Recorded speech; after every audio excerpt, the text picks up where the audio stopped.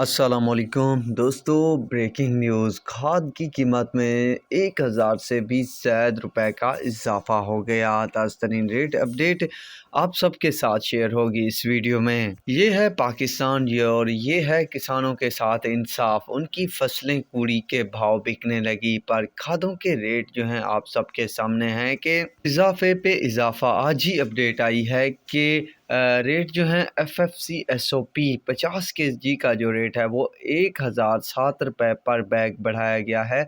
Star dealer के लिए जो है 13,417 रुपये, जबकि नॉन स्टार डीलर के लिए 13,478 रुपये रेट बनाया गया है। और नया रेट जो है 13,583 रुपये बनाया गया है। 25 kg का रेट जो है 504 रुपये बढ़ाया गया है। न्यू रेट जो है स्टार डीलर के लिए वो 6825 रुपये, नॉन स्टार डीलर के लिए जो है वो 6856 रुपये और 6907 रुपये नई कीमत बढ़ाई गई है। और तकरीबन ये रेट जो है 1/1/2025 यानी नए साल की खुशी में ये तोहफा दिया गया है किसानों को जो SOP वगैरह डालते हैं। तो अब तक के लिए दोस्तों इतना ही काफ़ी है। दुआओं में याद रखिएगा। अल्लाह हाफिज़।